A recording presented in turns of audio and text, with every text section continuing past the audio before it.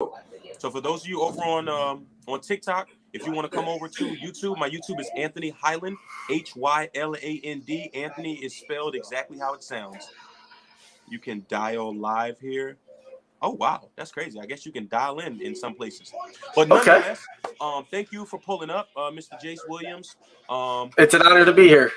Absolutely, I appreciate it. The basis of this conversation was centered around a video that I posted, and I was specifically calling out Addison Rae because she went on Jimmy Fallon's show and she did some dances. I think she's supposed to be teaching Jimmy Fallon some TikTok dances. Right. And there's been a growing issue from what I've seen from my time of being here on TikTok of bigger white creators stealing Black and POC creators, not just dances, but also content. But for the sake of this conversation, I'm going to stick to, on my side, to dances and becoming famous as a result of them and or earning income as a result of them and not giving the proper credit where credit was due. My good man Jace here said, hey, we need to expand this conversation to not just it being a Black and white thing, but also into other avenues as well. And I said, hey, listen, I'm all about having the discussion. So if you want to start where my video was and kind of, I guess, give your sentiment toward the video that I posted, then we can span off into what you were talking about. Now, foreclosure. What Addison Rae did is 100% wrong. She never gave credit to those dances. Even when TMZ called her out on it, she denied that, oh, yeah, I did it. Which, again, content stealing is a big issue, not just in TikTok and YouTube. And it's been a big issue in the music industry. There's been plenty of rumors that Elvis Presley has stole his sound from a Black jazz musician. So this issue is a very big issue. And most recently, comic book fans have been blacklisting the name Bob Kane from the creator of Batman because he had stolen that idea from Bill Finger. The story behind Batman's creator is much more tragic than the actual backstory of Batman. I mean, this guy, he was called by Bob Kane to help him out with a story to combat Superman, Superman sales. So when he did this, he thought it was going to be all in good faith and whatnot. Come to find out, man died penniless in a... Oh, we're good? Okay, I can't... Oh, you got mute. Okay. Penniless in a apartment building no bigger than maybe a master bathroom. And it took his family almost 45 years after his death to actually get the credit for his work. Wow. Yeah.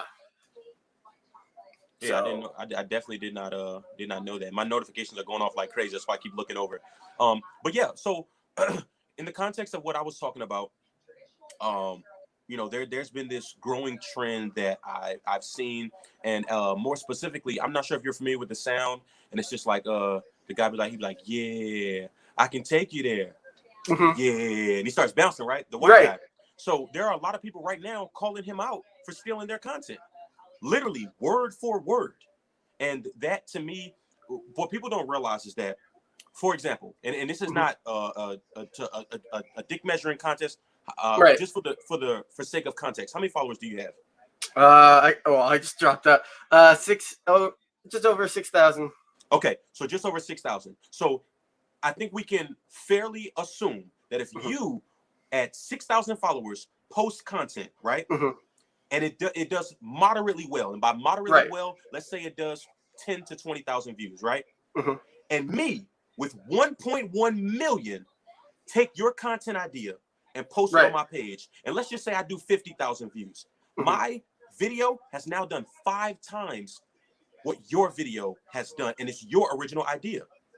And what people don't realize is that those play into the analytics of getting brand deals, of getting partnerships, of getting sponsorships, of getting opportunities to go on TV shows, to do commercials. So in that regard, there's been far too much stealing of content, right?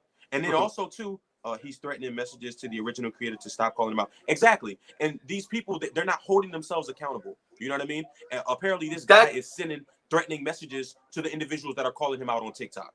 And See, that's not cool. that is the wrong way to look at it. Because if it's not your original work, like when I do Quarantine TV, I always leave the links that I use to get the information.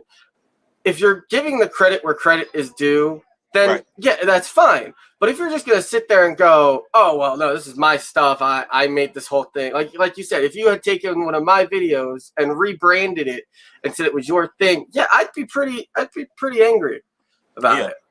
And that's the thing that people, and I think this is definitely an important conversation to have.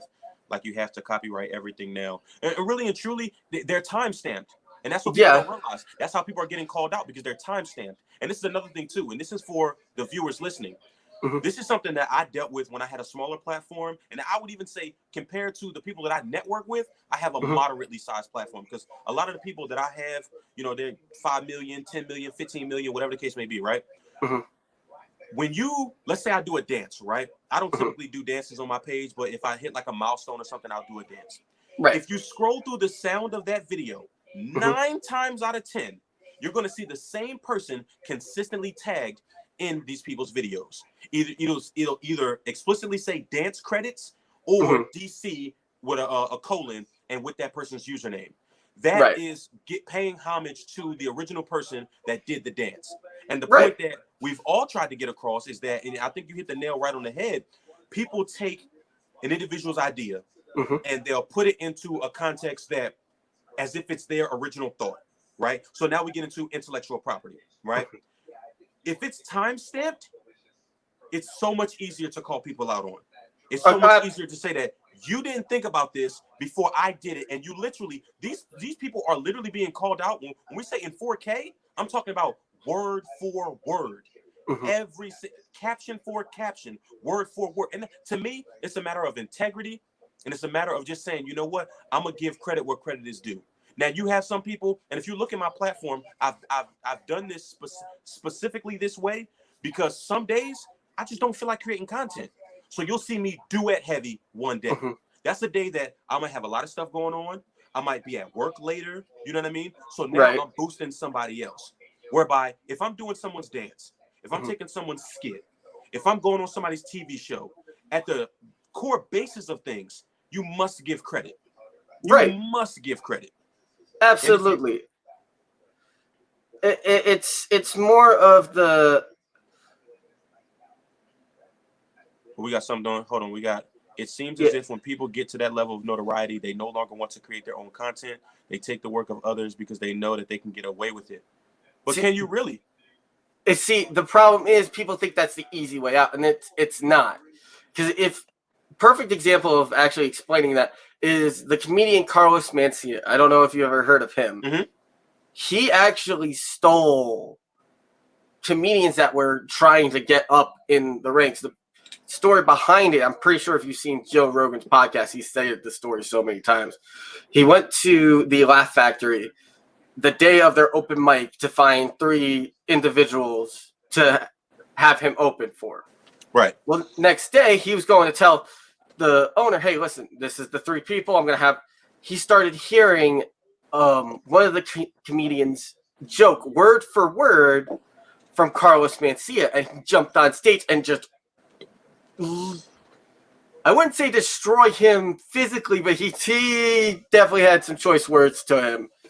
And yeah, when that whole thing broke out, the problem is it's so easy to copy someone's content and say that's your own than giving the credit. So let me ask you this. Where do you think that originates from? God. Just to give you some context to that question, there are some people that say, and I'm not sure how long you've been on TikTok. I've been on a little bit over a year. There are some people that say that when TikTok started, that was a trend to steal other people's work. I started back when it was Musical.ly, so this was back like 4 or 5 years ago. You've been an OG creator. Okay. Yeah. So stealing people's content, that was a big thing. Once it converted from Musical.ly to TikTok, that's when it really started to pick up.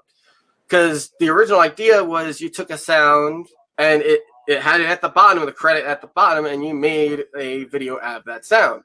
That was the idea of Musical.ly. And then when TikTok bought it, now you were able to do your own thing, create your own content, and people would do that with other people's content, with the dances, skits. I know there are some TikTokers on here, they like to do comedy skits, and they make like their own type of skit out of it, which is fine as long as you're giving credit to the original creator. Right. But if you're just going to sit there and just make the content and not leave, oh, well, this person made it, or here's the sound to that creator's TikTok himself. Yeah. And, again, really and truly, I think that it's a matter of integrity, especially for those that have these larger platforms. And I think there should be some sort of ramification, I think, especially when you start profiting off of it, because that's when we go from having the conversation of likes, shares, comments, and views to income. Right. And you have people that will become famous, so to speak, on social media, and then start gaining this notoriety off of someone else's work. And then once they get that public pressure, then they start giving credit. So, for example, a lot of people like to point out Charlie D'Amelio with the young lady in The Renegade. You know, it took so long for, Megan Thee Stallion to acknowledge this young lady, for BET to acknowledge this young lady. And, Charlie had been famous. You know what I'm saying? And this is no hate to Charlie. You know how, well, for those of you that are familiar with my platform, I don't like to talk about people in their absence. However, this to me has been a growing issue across the board. And let me also make sure that we put in context, Jimmy Fallon has since brought on from I believe it's like a Skype format, all of the originators of the dances that Addison Rae did, because of the amount of pressure that was coming from the community to say, hey, listen, why couldn't you get the original creators on? Now, that to me is a bit of a semantic argument, because is it easier for me to bring one person on, or is it easier for me to bring 8 people on? Now, granted, I'm sure they have a budget, and as much as people don't want to acknowledge it, Addison Rae is a celebrity. She might not be an A-list celebrity, but she's a celebrity, period, regardless of whether they want to, you know what I mean? But my thing is, for her and her management team, because I'm sure she has a management team at the level that she's at now, and the Jimmy Fallon show, they failed on both ends of the spectrum. Because him bringing her on, like, hey, teach me some TikTok dances. I would think that as a host, you would probably say, okay, well, what dances are you going to do? That way I can prepare myself. That way on YouTube or wherever they decide to post it, that they can give those individual content creators their dance credits, right? And then for her, as a content creator, to have some integrity to say, hey, listen, even if it wasn't before she started the dances, once she sat down and the dances were over, she could say, hey, by the way, this dance was done by this person, this dance was done by this person, this dance was done by this person, this dance was done by this person. That way, those individual people can get the credit that they deserve. And some people, they'll say, oh, well, why is that necessary? It's just a 15 or 30-second TikTok dance. Why is that important? I'll actually explain why. So I'm going to go back to Bill Finger. So when he created Batman with Bob Kane, Bob Kane took it to DC, and DC only credited Bob Kane for the moment the first issue came out to the moment Bob Kane died. He swore that he made this up. Right. The only credit that Bill Finger has to Batman's name is a 2-part episode of the 1960s Batman, and it wasn't even a popular episode. Other than that, he got nothing. No money, nothing. Went through 2 divorces, and like I said, he was in a New York apartment, no, like I said, no bigger than probably your master bathroom. Right. And he had passed away. If it wasn't for his son, he'd probably be buried in an unmarked grave. That's how crazy this story is.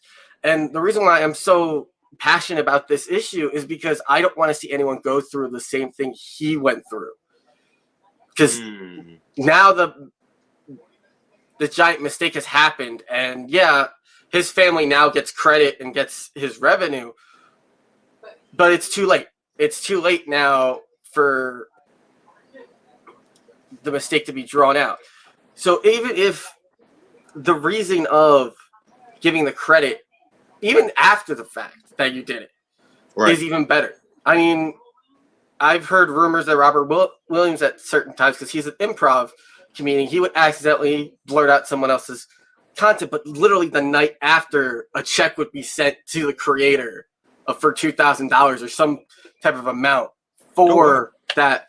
So even if you're just, hey, this is what I did, it was another creator's idea, here's the other creator. Even if it's just that little bit of exposure is more than enough for that creator to be like, okay. So let me ask you this, because there were some people on that specific video that were saying that there's a difference between, and we're talking specifically on TikTok, there's a difference between giving someone credit in the caption versus in the comments. Do you think that there's a difference, and what is your take on that? So depending on the way that the TikTok is made.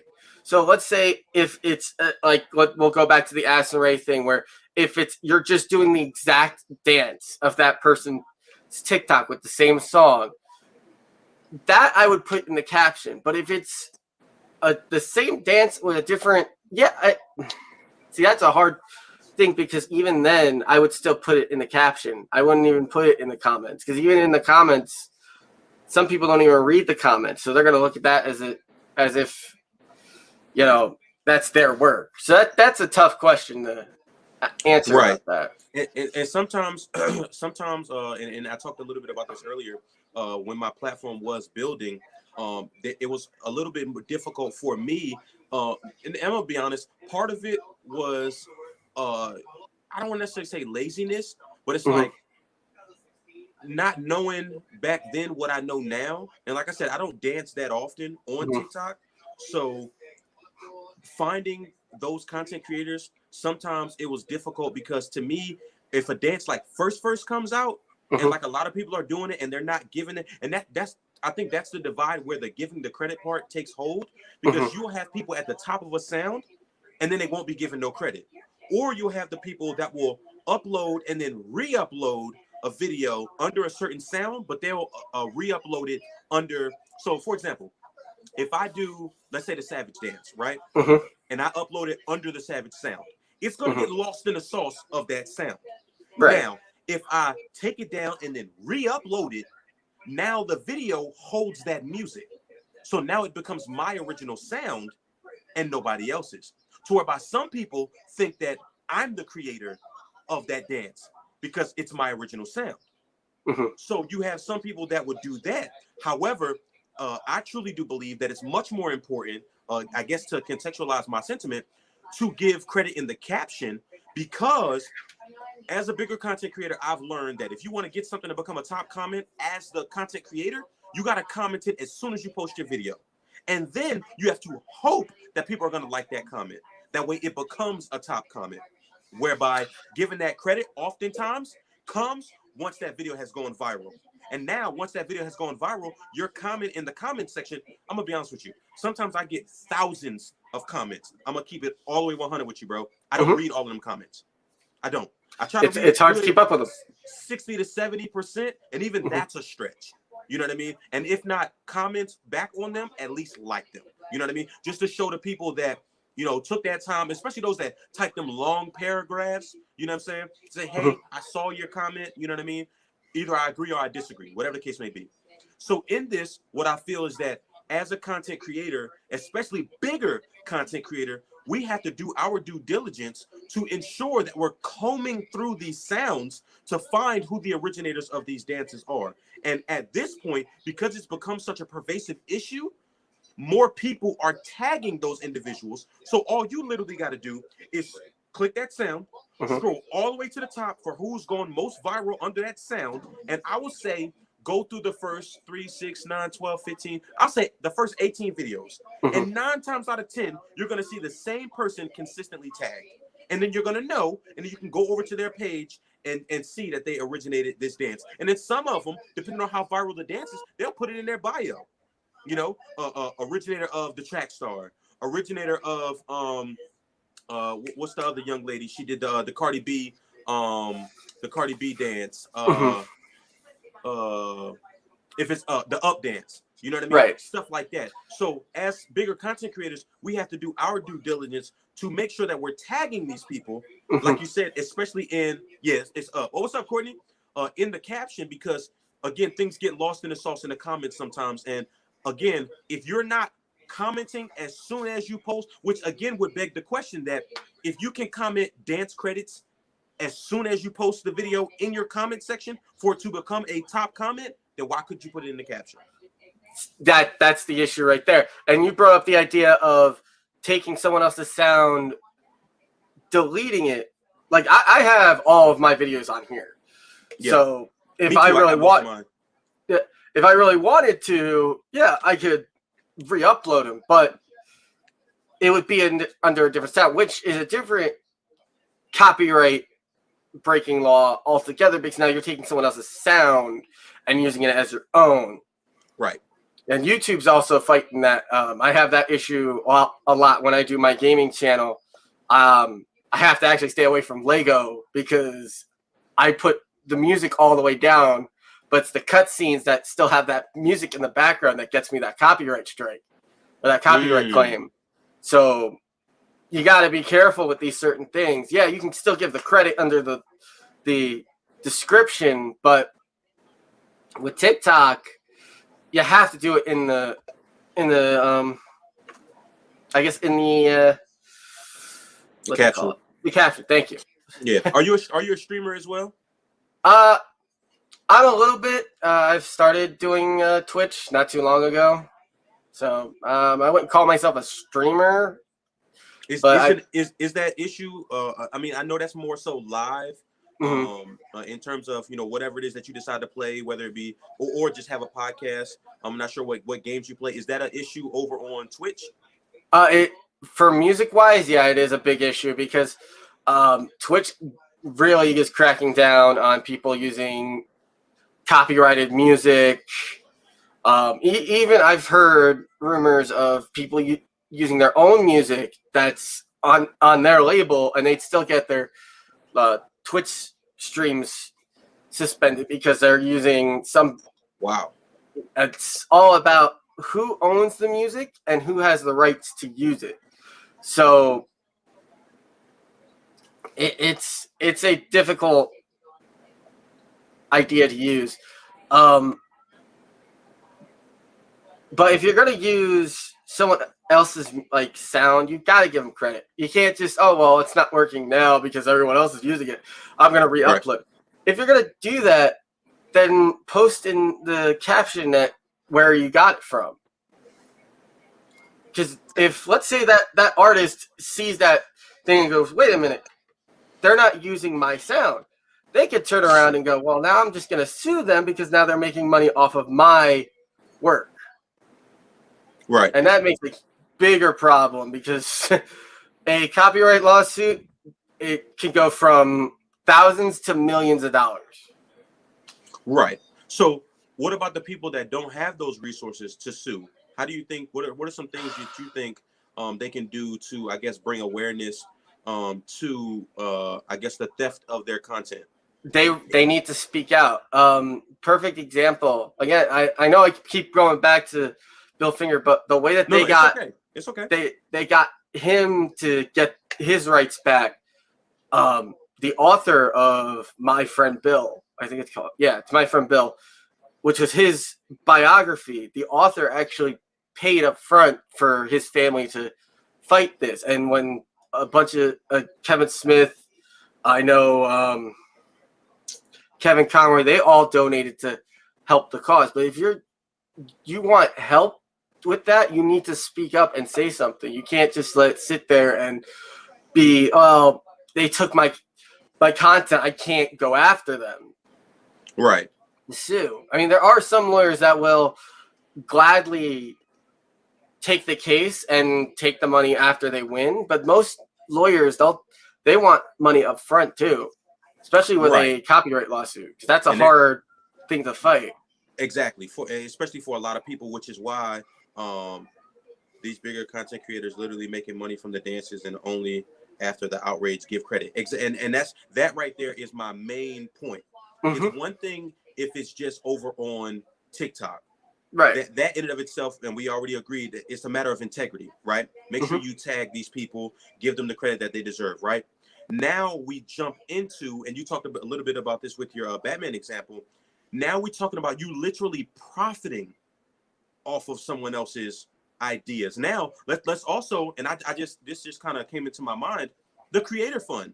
Now I'm not personally in the creator fund, but you have I was actually thinking about opting out because I've been hearing that if you're staying in, I've stayed into it when it first came out, and I have had my views hurt from that, and I'm thinking about leaving it just to see how it works with my views and with I promise how much your views are definitely going to go back up. I can promise you that. It's try, tested, and true. My views went down because I originally joined as a social experiment. Left it, views went right back up because of the entire payout system.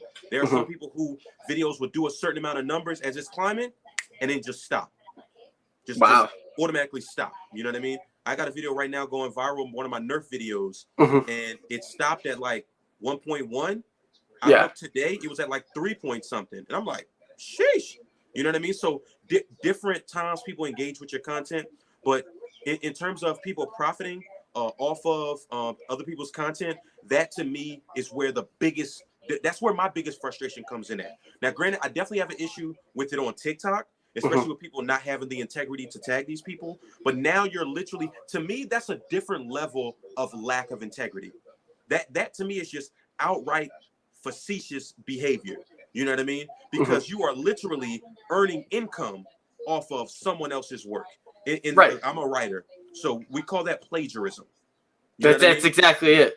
So in that, giving these people these credit, and I wanted to double back to this because someone asked a question in the comment section. You know, why is it so important for people to give credit? It's not that serious. It's not that serious, right? You don't realize the amount of opportunities that could come to these people who've probably been dancing for such a long period of time, who've probably been, comedians. You mentioned a comedian earlier doing these skits. You know, a lot of these people, they don't have help doing this content that they do. And if we keeping it all the way 100, if you're not in the creator fund, you don't have any brand deals, any partnerships, or any sponsorships, you are literally doing this for free. Exactly. That's exactly it. You're someone who's doing the creating, like we talked about Addison Rae and those creators. I'm pretty sure those creators aren't in the creator fund, or they're not making money off of these dances. If that's correct. I'm more than positive she got paid to go on Jimmy Fallon. I'm more than positive. So the creators that have been making these dances, they're probably going, well, what the heck? Like, where's my credit? Where is my money? You know? It's my money, and I want it now. Thank you, Amy. That was my fiance, by the way. Big facts, and that's really what the sentiment is. It's my money, my intellectual property, and you're stealing it. You know, and again, I think no, they are on TikTok payroll, not the. Oh, okay, I got you. So one of the content creators' name is Courtney So Official. He said they're on TikTok payroll, not the creator fund. So when TikTok rolled out their payroll, they identified certain content creators that they were giving, 5 and 6 figure deals to, and these were individuals that were part of that. You know what I mean? So they might not be in the creator fund, but TikTok is legitimately paying them. You know what I mean? So I have 5. Yeah, I think I got 5 brand deals and brand deals and partnerships like together. I got 5. Not even close to those numbers. I'm not even gonna sit here and cap about that. But when it comes to this content, we gotta realize and recognize a lot of what I do is like current event, political, not political, social commentary. Sometimes it's political, if it happens to lean that way. And then I'll talk about I'll do some spoken word. Of course, as of lately, I've been doing some Nerf stuff. But when it comes to stuff like dances, the reality is that on TikTok, you're gonna do 1 or 2 things to build a platform. I don't care what industry you're in. I don't care what niche you're in. You're only gonna do 1 or 2 things on TikTok. Either you're going to entertain or you're gonna educate. That's it.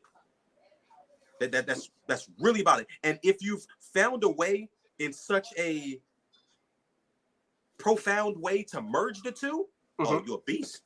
You're a beast, and you're gonna build a platform very quickly. But when you have talentless, and I'm gonna say this live, talentless people, and this is no races attached to that, no ethnicity, no creed, talentless people that get on the internet and steal other people's work, that to me is just, it's trash. That's just complete trash.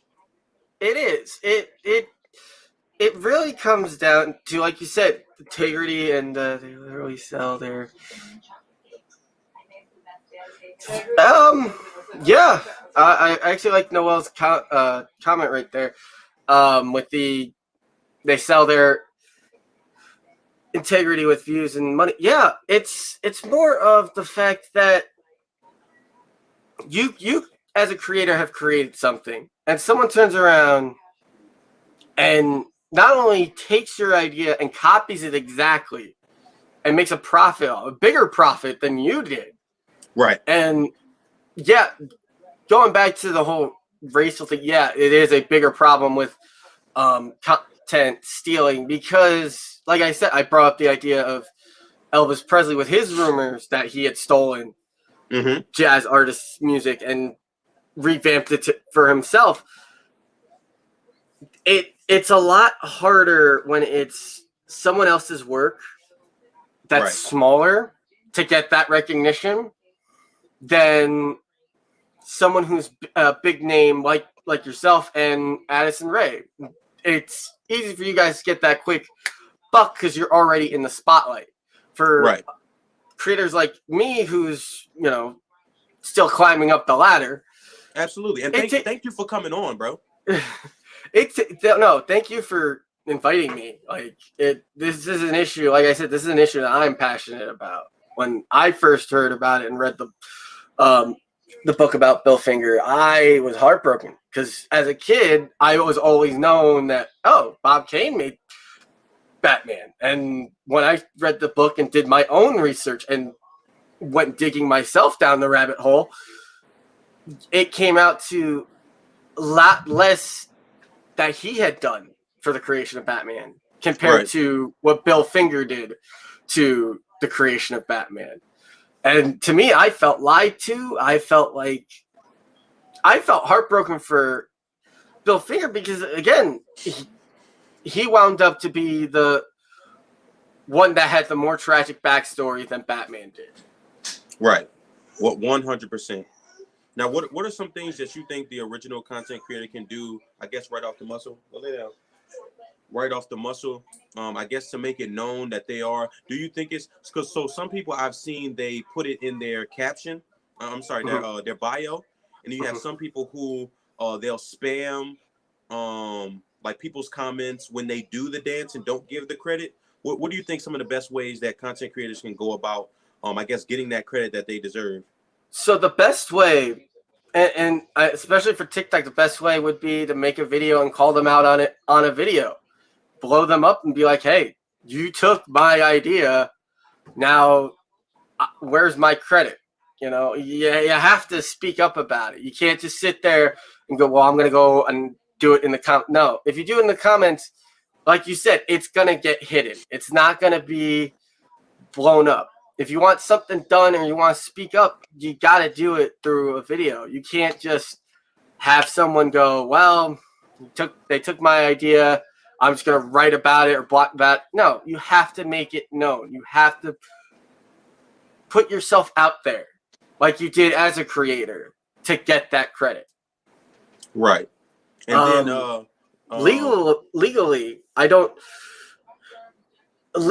the only thing that I could say is if you can prove that you are the original creator and you have everything, timestamps, everything, and you can fight it, then yeah, I would ask your fans to try to help you fight it. I would see what lawyers you can get in contact with to try and fight it.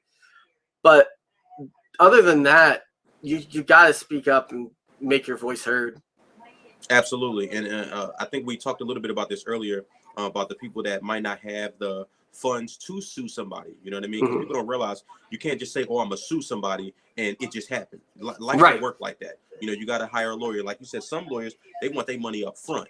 You know what I mean? Some will work and say, okay, this is an open and shut case. I'm going to get my work on the back end instead of on the front end. and Right. they'll work it that way. I just think, like I said, centering around, I think we can both agree it's just a matter of integrity. It is. And I think, and I definitely appreciate you for giving the perspective more specifically from, the comedian aspect and, the comic book community as well, because it is an issue across the board, but when we contextualize it specifically to TikTok, what's starting to happen is that, like I said, these white creators are getting the spotlight for Black and POC content creators' content, and it's not cool. It's not cool at all. And also, too, let me make sure I say this because people know how I don't play both sides of the fence. If anybody is stealing anybody's content, Black or white, then you need to be called out. Period. Exactly. You need to be called out. 100%, I agree. I know it's to me, yeah, it's not just a racial issue. To me, it's more of every content creator. But yeah, in this case, yeah, this is bigger racially and historically. Racially, it's been hit hard towards the African American community for certain ideas.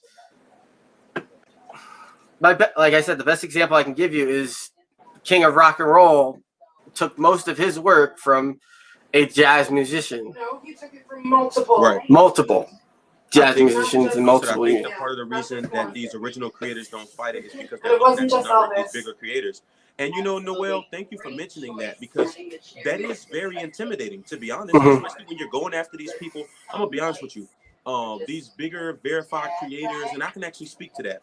When I called out James Charles, Andres Lopez, Tony Lopez, David Dobrik, all of them, they millions of followers, millions of people that love and support their platforms come into my comment section, sending me messages on Instagram, threatening me. Most of them are idle threats anyway, so it doesn't really rattle me. But to someone that's not used to that, Right. very intimidating. That could force someone into silence because they're just like, you know what? I don't want to go to war with these. Actually, I'll give you a better example. A recent situation happened with the content creator Only Jayus. Now, I'm not going to fully go back into that situation because most of us are aware of what took place. However, at the time, she had 10 million followers. I don't even think I had a million yet. Right. At this point, I'm less than a million, seeking to go to war, so to speak, with a content creator with 10 million followers. To some people, that's very intimidating.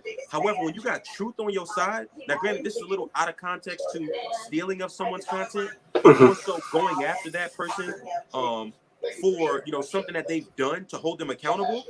The same goes with going after a content creator that has stole your content, that has those millions of followers way more than you. And even, for example, even with your platform, like you got a little over 6,000. Let's say you're just going at someone that has 50,000. That can still be intimidating because that person has a massive platform compared to yours. Whereby 50,000 to me is like minute. It's like a bug. Like, you know what I'm saying? I get what you're saying. Even if that's the case, if you believe that these people have taken your content and you want to speak up about it, speak up about it. Who give? I'm trying not to curse, but who cares about? We on YouTube. You good? All right. Who gives a fuck if it's all these people's fans and whatnot are gonna come and attack you? Let them attack you. Let them get angry with you. But when the truth comes out and the facts come out, you're gonna see a whole 180 with these fans and going, "Oh, well, I'm sorry, I didn't." The real fans, yeah, they're gonna stick with their content. Sometimes too, and I've dealt with this as well. Sometimes they won't come back and apologize, and that sometimes is the most hurtful part. You'll have a video go viral of you speaking straight truth. And then that person say, oh, this person is lying. This person is not telling the truth. And then the truth actually comes out and you were right. And you don't get those apologies. You don't get, that the essentially the 180 that we're talking about here. However, there are some people that will come back and say, you know what? I apologize. And those are the types of people that I appreciate. Right. It comes down to there's those diehard fans of the creators. And yeah, they're going to come after you. It's going to happen. I've had it happen before where I made a TikTok about someone's had an idea that, oh, well, what if we made Magneto black? And I put in the idea, well, the original creation that Stan Lee had, the original image was Malcolm X, was the original image for Magneto. And making Magneto black would have changed. It wouldn't have changed the idea that he had, but it would have made it more impactful if you actually read the history of what Black Jewish people went through. Because most of them did not survive at all. They Nazis looked at that as, oh, well, you're Jewish and you're dark skinned. Well, that's because you deserve to die. That was their idea. So making Magneto black and doing that idea would be a bigger impact, not just for the Black community and Jewish community, but for the idea that Stan Lee had originally for the X-Men. Because the X-Men was a whole thing on racism. Right. You also need to keep in mind that social media can be dangerous. Doxing is a thing along with harassment. And that's very true as well. And I've dealt with that 4 times. My address was posted on social media and my telephone number. Now, of course, I didn't confirm it, but it was just the fact that someone was able to look up and find that information, was a little, interesting to say the least. Now I can definitely protect my family very well. However, again, those are things that people deal with. And the crazy part is it'll be when they're right. And sometimes people take things too far, like you said, because they love that person or because, that person means so much to them. But I tell my audience consistently, and I like to call them my supporters instead of my followers, because I like to believe that they're all leaders in their own right, but they just so happen to follow me on a social media platform. I tell them all the time, nobody, including myself, is above being held accountable. And if, in fact, you get to a point where you literally agree with everything that I say, stop following me. Because that means you're not holding me accountable. You're not going to agree with everything that I say. That's why I tell people, I don't care if you like me. Like comes and goes. I may post something today that you like, oh, I don't like that. But I care that you respect me. That's what I care about. I care that I'm setting down a foundation so much so that people can respect me. And if you don't respect me, then let's have a conversation. I'm all about having a conversation. But some folk, they just want to bump their gums. You know what I'm saying? Pointlessly pontificate. They just want to go right to the fisticuffs, so let's just go with it, You know what I'm saying? And that to me, it lets me know that you don't truly want to have conversation. You just want to argue. And at that point, like I said, I've reached a point now where I'll just block you. Oh, he's so steadfast and he blocked me. Yeah, because you have nothing intellectual to add to the conversation. So why am I sitting here doing this whole back and forth thing with you if we can't come to a common ground? You know what I mean? And even stuff such as disagreements, right? You have a disagreement with somebody, let's say, for example, me and you had a disagreement over something that I posted on my page, right? And I say, hey, come on my YouTube, you know what I mean? Let's talk face to face in front of a live audience, or let's just go talk in the DMs over on another platform, just to kind of get some common ground. Because if a video does a certain amount of views, there's going to be a certain sentiment that's had, right? So whereby people, like you said, if I do a video about somebody, 9 times out of 10, people are going to go over to their page because they want to see the video that I'm talking about and or hold the person accountable for whatever it is that I'm talking about. But then also seek to hold me accountable. But I tell them, make sure you bring your facts. If we're talking specifically about you taking someone else's content and people are holding you accountable for it and you get mad about that, again, that to me tells me you have very little integrity because you're literally being held accountable for something that you did that was wrong. Right. If you can't take accountability for that, it says a lot about you as a human being. It does. And to go back to people being afraid of being harassed and docked, if you know you're 100% right, then let them have it. If they're going to come after you, let them come after you. You speak the truth. Anything happens to you that they do to you because of you're just bringing them out of their lies and telling the true story about it, then that just makes your point bigger. Now that now someone acted on because you were right. Well, you shouldn't be afraid to speak up at all. If you are right, speak up. Have that conversation. Prove that you're right. Absolutely. Well, I think that was a great segue for us to go ahead and conclude this. I definitely appreciate you for coming on.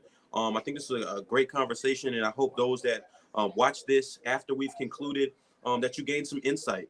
And at the end of the day, give credit where credit is due. You know, 100%. don't be afraid to have conversations. You know, I've told people consistently, I don't know why they push the narrative that I don't want to have conversations with people, because I genuinely don't mind it at all. I think this was a very productive conversation, and we don't have to yell over each other and, you know, all that jazz just to have a Before we conversation. go off, I know I did that to you to get you to come on and talk. I apologize for that because I was like, you do say you don't call out people, and I was like, I really don't want to do it because, you know, I respect you, but I gotta say it, man. But see, the difference, and you know, I appreciate the apology, but I honestly, I didn't take what you said. It's part of the reason why we're having this conversation, because I didn't take what you said negatively. I took it as you were passionate in that moment. And I can tell sitting here talking to you that you are really passionate about this topic. And sometimes, and this is something that I consistently deal with, you know, as a content creator, and more specifically as a Black man, my passion is often mistaken for anger or frustration. You know what I mean? So whereby the video that you did, some people could have looked at that as, oh, he just clout chasing because I Speak got a big platform. It's like, no, I can see past that. I know and have a decent idea about the ones that genuinely just want attention, vice the ones like yourself that genuinely are passionate about this topic, and we can legitimately sit down as adults and have this conversation, you know, in a manner that's productive, in a manner that gives insight, you know what I mean, to the conversation, and then we can both give our sentiment. So from the standpoint of your video, I'm gonna be honest with you, man to man, human to human, I didn't even take it negatively. I was like, yo, he is really passionate. That's why I was like, yo, hit me up on Instagram, like, let's do it. You know what I mean? And I think adding that aspect of it, you know, definitely. Give me a second. Put that cover over here.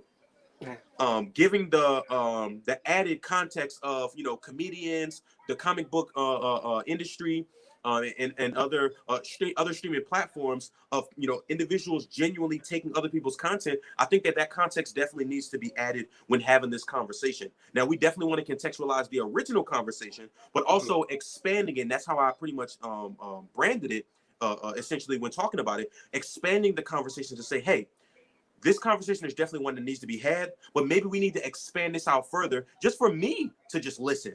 Like, wow, okay, I didn't know this was an issue over in this community. Okay, now this is something that I'm going to pay attention to. This is something that if in fact I jump into, you know, this world, or jump into, you know, content in this manner that I know and to be aware of, let me make sure I do my due diligence in this regard, depending on what I'm talking about and what industry I'm seeking to either break into and or post about. Let me make sure that I'm giving the right person their just due.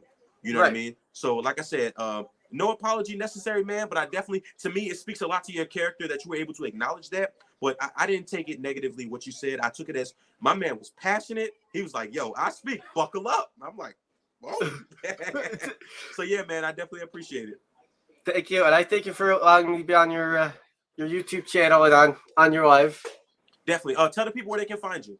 So you can find me on TikTok at Jace Williams 1392. I should have put that instead of my gamer tag. Whoops. Oh, no, that's all good. You can find me on YouTube. Hold on. So yeah, you can find me. Silly old thing. Sorry about that. No, it's all good. At Jace Williams YouTube. Same thing there. You can find me on Instagram. Do you have any merch or anything like that? I've been in talks with merch. I haven't really done that yet. I was hoping to hit at least 10,000 before I start selling merch, but I think I'm going to do it a little bit earlier.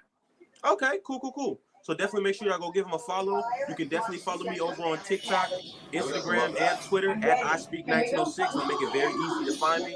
And if you so happen to stumble across my YouTube video, if you're not already here, thank you so much. Make sure you mash that like button. Definitely make sure you mash that subscribe button as well. And I look forward to seeing you. All right, boss. Thank you.